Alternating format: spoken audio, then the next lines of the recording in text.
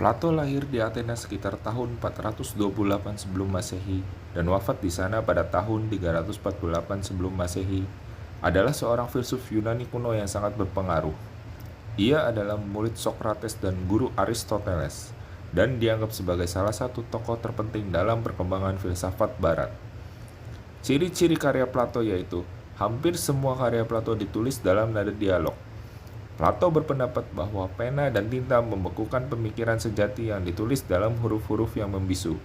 Oleh karena itu, menurutnya, jika pemikiran itu perlu dituliskan, maka yang paling cocok adalah tulisan yang berbentuk dialog. Dari sekian banyak dialog-dialog yang diciptakan oleh Plato, terdapat dua dialog yang menyebutkan tentang Atlantis, yaitu Critias dan Timaeus.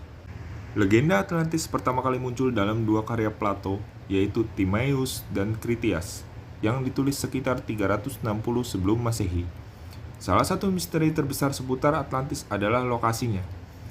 Plato menyatakan bahwa Atlantis terletak di luar pilar-pilar Hercules yang dianggap sebagai Selat Gibraltar, namun banyak teori dan spekulasi mengenai lokasi Atlantis termasuk Laut Tengah, Karibia, Antartika, hingga Indonesia. Plato menambahkan, kota di bawah laut itu seharusnya berada di suatu tempat di Samudra Atlantik. Namun, belum ada teknologi yang mampu mengungkap adanya kota serupa di dasar laut.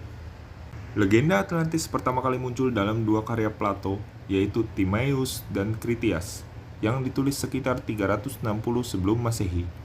Salah satu misteri terbesar seputar Atlantis adalah lokasinya. Plato menyatakan bahwa Atlantis terletak di luar pilar-pilar Hercules yang dianggap sebagai Selat Gibraltar, namun banyak teori dan spekulasi mengenai lokasi Atlantis termasuk Laut Tengah, Karibia, Antartika, hingga Indonesia. Plato menambahkan, kota di bawah laut itu seharusnya berada di suatu tempat di Samudra Atlantik. Namun, belum ada teknologi yang mampu mengungkap adanya kota serupa di dasar laut. Legenda Atlantis. Konon, leluhur monarki Atlantis adalah dewa Poseidon. Pada suatu masa yang sangat lampau, Poseidon menikahi seorang gadis penghuni Atlantis bernama Kleito. Lalu lahirlah 5 pasangan anak kembar. Poseidon lantas membangun sebuah istana-istana megah untuk Kleito dan anak-anaknya. Atlas, si anak tertua, lalu diangkat menjadi raja dan dari namanya lah sebutan Atlantis berasal. Atlantis menjadi negara pulau yang subur, kaya, dan kuat secara militer berkat anugerah Poseidon. Seiring waktu, keturunan Atlas menjadi arogan dan haus kekuasaan. Untuk memuaskan hasrat berkuasanya, raja-raja Atlantis menaklukkan negeri-negeri di sekeliling Laut Mediterania. Plato menuliskan bahwa Atlantis adalah kota raksasa yang ukurannya tidak diketahui. Ia menulis Atlantis sebagai sebuah pulau yang lebih besar dari gabungan Libya dan Asia.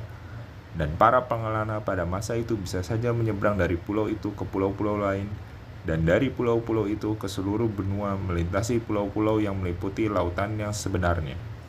Dalam banyak cerita, setelah era Plato, Atlantis juga digambarkan sebagai kota raksasa, namun tidak ada informasi spesifik tentang ukuran kota tersebut. Atlantis sering diceritakan sebagai kota mandiri dan sejahtera. Menurut Plato, Atlantis adalah kekaisaran yang luar biasa kuat dan kaya. Kota ini memiliki struktur bangunan megah, kanal-kanal yang menghubungkan laut dan daratan, serta sistem irigasi yang canggih. Penduduknya diyakini memiliki pengetahuan tinggi dalam sains, seni, dan filosofi. Kota Atlantis juga disebut subur dan indah, menjadi tempat tinggal setengah dewa dan setengah manusia. Para petani di kota ini dulunya bercocok tanam di tanah subur di pinggiran kota dengan bantuan sistem irigasi yang terpelihara dengan baik. Mereka membangun gedung-gedung indah dan arsitektur lainnya dari material batu hitam dan merah. Penduduk kota Atlantis diyakini memiliki kekuatan luar biasa seperti kemampuan mengendalikan cuaca dan memodifikasi letusan gunung berapi. Beberapa pendapat juga menyebutkan mereka memiliki perangkat yang memungkinkan mereka menyalurkan energi dari ruang dan waktu. Meskipun mitos mengatakan bahwa penduduk kota Atlantis adalah makhluk superior, ada beberapa pendapat yang mengatakan bahwa itu hanyalah fiksi. Dalam cerita Plato, Atlantis mengalami kehancuran yang dramatis. Beberapa teori mengatakan bahwa kehancuran itu disebabkan oleh gempa bumi, letusan gunung berapi, atau bahkan serangan dari kekuatan luar.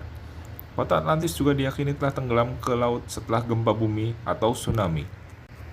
Dari beberapa fakta singkat yang telah disebutkan, kita dapat menarik kesimpulan bahwa Atlantis, kota yang hilang, tetap menjadi salah satu misteri terbesar dalam sejarah manusia. Meskipun asal-usul dan keberadaannya masih diperdebatkan, cerita tentang peradaban maju yang tenggelam secara tiba-tiba telah memikat imajinasi banyak orang selama berabad-abad. Melalui penelitian dan eksplorasi yang berkelanjutan, kita mungkin suatu hari nanti akan menemukan kebenaran di balik legenda Atlantis dan memahami lebih banyak tentang kehidupan dan kebudayaan penduduknya.